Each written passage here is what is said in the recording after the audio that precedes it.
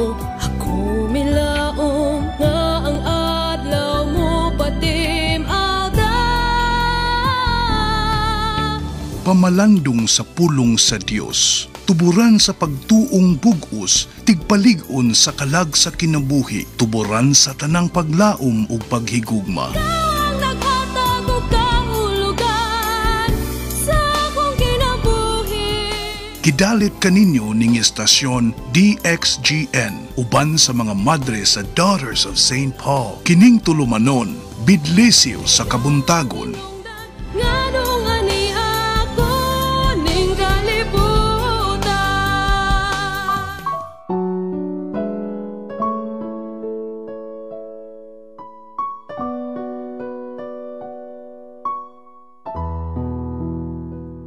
O Ginoo, ikaw ang nagpahimutang sa tanan dinhi sa kalibutan. Mga kaigsuunan, maayong buntag ka natong tanan. Ani sab kita nining atong tulumanon, Bidlisyo sa Kabuntagon. O hinaot nga andam na kamo sa pagpaminaw o pagpamalandong ni ining atong programa, ni atong pagpamalandong karon sa atong ebanghelyo. Kini ang inyong higala sa kanginan si Sister Rica, sa mga madre sa Daughters of St. Paul, ug usab kauban ko si Rose Caballero, ug usab si Arvin Borla. Apil na ang atong technical engineer ni atong istasyon DXGN. Ug katong buot mangayo og pakita mangayo og pag-ampo pinaagi nining programa aniya ang numero 09-497-887-395. Usbon ko 09-497-887-395. Mag-ampo kita. O Amahan, ang imong gugma, kanamo, nilabaw sa tanan namong gilauman o gitinguha. Pasaylo ang among mga kalapasan, ug ampingi kami diha sa imong kalinaw, ug dad-a kami nganha sa dalan sa kaluwasan. Kini among gipangayo, pinaagi sa among Ginoong Hesukristo imong anak, nga buhi ug hari uban kanimog sa Espiritu Santo, Dios nga usa, hangtod sa kahangturan. Amen. Kinutlo gikan sa Ebanghelyo sumala ni San Lucas, uluhan 10, tudling 25 ngadto sa 37. Usa ka magbabalaod mitindog aron pagsuway kaniya nga miingon. Magtutudlo. Unsa may pagabuhaton ko aron pagpanunod sa kinabuhing dayon. Si Jesus miitubag kaniya. Unsay nahisulat diha sa balaod. Unsaon man nimo pagbasa. Ug mitubag siya. Higugma ang Ginoo nga imong Dios sa tibok nimong kasing-kasing, ug sa tibok nimong kalag, ug sa tibok nimong kusog, ug sa tibok nimong hunahuna, ug ang imong isigkatawo sama sa imong kaugalingon. Husto ang imong tubag. Buhata kini, ug makabaton ikaw og kinabuhi. Apan siya sa tinguha paghimog matarong sa iyang kaugalingon, miingon kang Jesus. Og kinsa man ang akong isigkatawo, dihay tawo nga nagdulhugikan sa Jerusalem paingon sa Jericho. Og nahisumok siya sa taliwa sa mga tulisan, nga mihukas kaniya og mibukbuk niya, og namahawa. Biniyaan siya nga himalatyon. Karon nahiatol nga usa ka pari naglugsong ni adtong dalana. Ug sa pagkakita niya sa tawo, milahos siya agi sa pikas daplin. Ingon man ang usa ka Levita, sa pag-abot niya sa dapit ug pagkakita kaniya, milahos gihapon agi sa pikas daplin. Apan usa ka Samaritano sa iyang pagpanaw, miabot didto, di nabuy-od siya ug sa pagkakita niya niini, gibatig kaluoy ug miduol kaniya ug gibugkusan ang mga samad niya. Gibubuag lana ug bino, dayon gitungtong siya sa iyang kaugalingong hayop ug midala kaniya ngadto sa usa ka butanan ug migalam kaniya. Ug pagkasunod adlaw, mikuha siya duha ka denaryo ug mitunol niini ngadto sa tig-atiman sa butanan nga nag-ingon, galma siya ug inigbalik nako ulian ko ikaw sa tanan nimong magasto nga kapiniini. Kinsa man niining tulo sa imong hunahuna ang nagmatuod nga isigkatawo ni adtong nahug sa mga tulisan. Ag nagpadayag kaniyag kaluoy, lakaw ug buhata ang ingon. Ang Ebanghelyo sa Ginoo.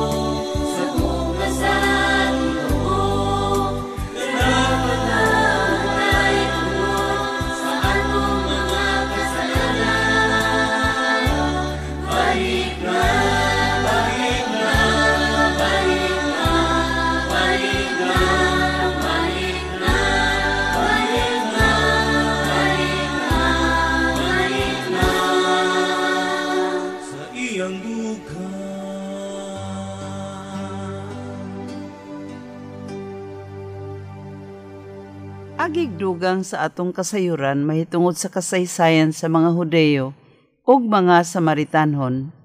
Atong tan-awon nato ang nahitabuan sa istorya.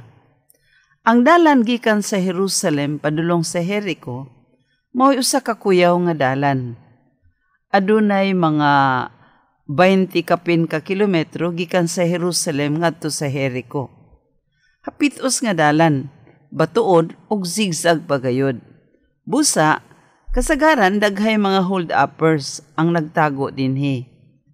Gitawag pagani kini nga pula o dugoong dalan. Tungod kay daghang kaayo ang nangamatay o gi hold up dinhi niining dapita. Bisan miabot na sa 1930, kuyaw paghihapon kini nga dalan.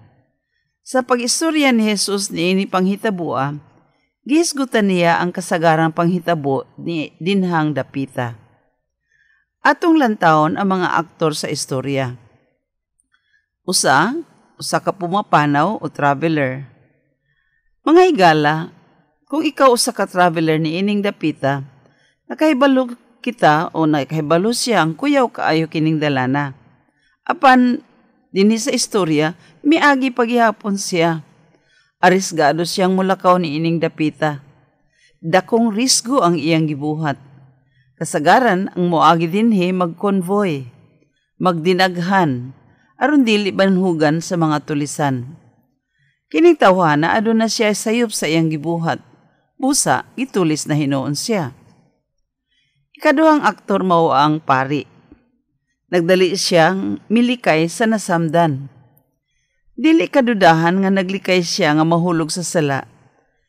Kay gisulat diha sa ilang kasulatan diha sa Números 19:20 nagaingon, kung muhikap ka sa patayng lawas, mahimo kang hugaw sa 7 ka adlaw, ug dili ka na makasulod sa templo ug sa pagsimba. Alang kaniya ni ining pari, mas mahinungdanon kaniya ang rito sa seremonya sa templo kaysa paghimo sa buhat sa gugma.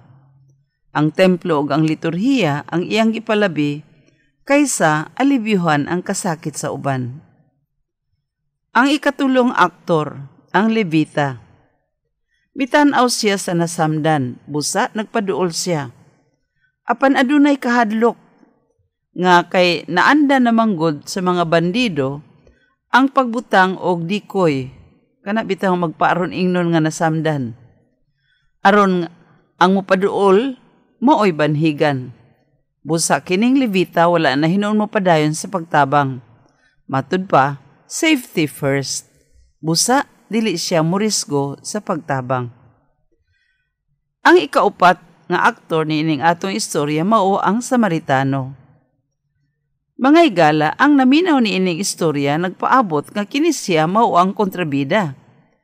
Bisan pa kung dili siya taga Samaria, ilan ang gihukman nga siguro, kini siya usa ka negosyante nga naglibot-libot sa mga lungsod ug regular nga tigbisita sa mga tigpahulayan.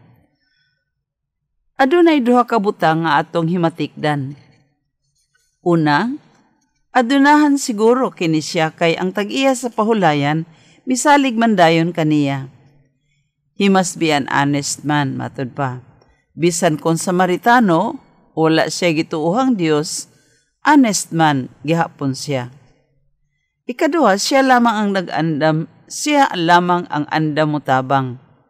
Bisan siguro wala siya gituuhang Dios, ang gugma sa Dios anaa sa iyang kasing-kasing. Usahay man gud ang mga matuuhon na hinuon nga masinugtanon sa mga rito ug dugma, dili na hinuon mutabang sa mga nanginahanglan, kay nakadikit na hinuon sa mga rito sa simbahan. Hinumduman nato nga sa katapusan, kita pagahukman dili sa atong gituuhan, kundili sa atong mga buhat sa kaluoy, ug sa kinabuhi nga atong gikinabuhi. Ikatulong punto, unsa man ang gitudlo sa atong ebanghelyo. Una sa tanan, ang nangutana kang Hesus nga usa ka skriba, sincero kaayo sab. Nahibalo siya sa tubag sa iyang pangutana. Kaya naa ka na sa Leviticus 19:18. Tinuod nga ang sugo mao paghigugma sa silingan sama sa kaugalingon. Apan ang nakalahi mao ang ilang interpretasyon. Interpretasyon sa mga skriba o sa mga Hudeyo, alang kanila, mutabang lamang sila sa ilang mga susamang Hudeyo, ug dili sila mutabang sa mga pagano o hentil. Sa mapananglit, kung adunay hentil o pagano nga mga anak ug naglisod, dili sila mutabang kaniya, kaya alang kanila, kung tabangan nila ang hentil, mitabang sila sa pagpasanay sa mga pagano o sa hentil. Busa, tugma ang pangutana sa skriba kang Hesus, kinsa man di ay ang akong silingan. Ang tubag ni Hesus usab adunay tulo ka punto nga makutlo. Matud pa, mutabang kita sa tao nga nanginahanglan, bisan pa kontinuyuan niyang mahulog sa kadaot.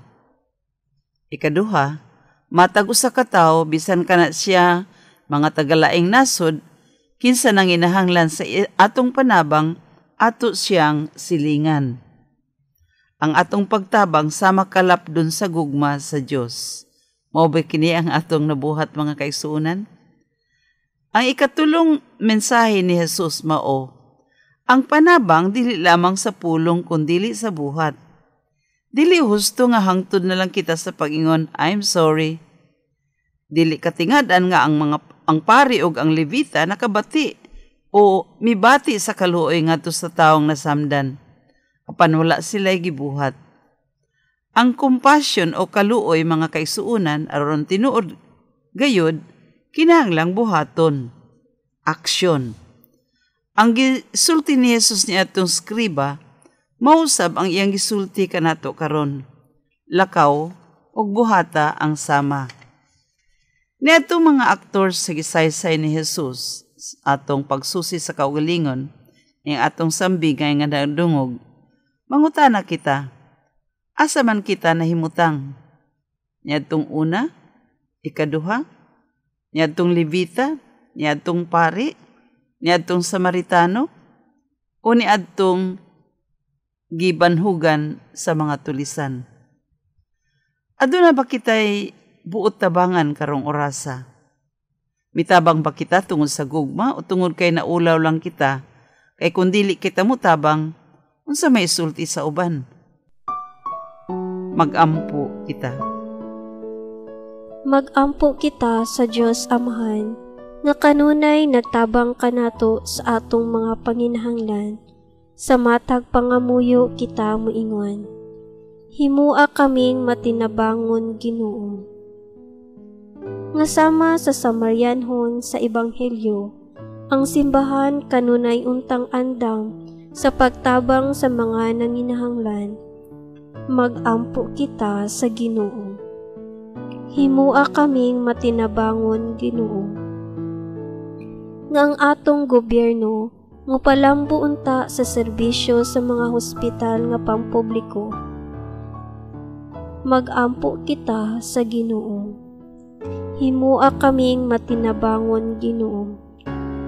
Nga ang pagtabang sa mga nanginahanglan mauuntay usa sa mga hinungdan sa atong kalipay. Magampo kita sa Ginoo. Himua kaming matinabangon Ginoo. Nga ang mga maayong buhat sa mga magtutuong nangamatay, magdalaunta kanila ngadto sa langit. Magampo kita sa Ginoo. Himua kaming matinabangon Ginoo. Langit nung Amahan, itugot ngang among gugma kanimo, mapadayag diha sa among pag-atiman sa isig katawo. Pinaagi ni Kristo nga among Ginoo. Amen. Mga higala, daghang salamat sa inyong pagpaminaw nini atong tulumanon bidlisyo sa kabuntagon. Hinaot nga aduna kitay mga mensahe nga nakutlo nga atong mabansay karong adlaw. Ug hinaot usab katong mga nagsaulog sa ilang birthday, usab sa anibersaryo. Happy birthday ug happy anniversary kaninyong tanan.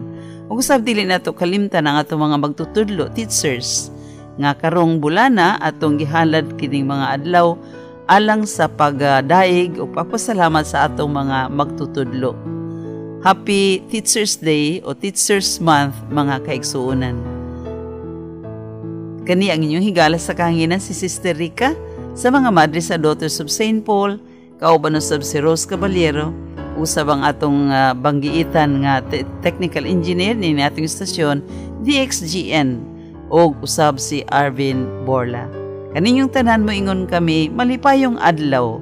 Happy Teachers Day o Happy Teachers Month sa mga magtutudlo.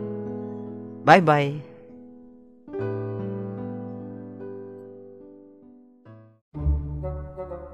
Kung na imong giinom, Arvin? Walay lain. Ang kaping may sinabi. DreamVet 8-in-1 Coffee. Available sa tanang pharmacies.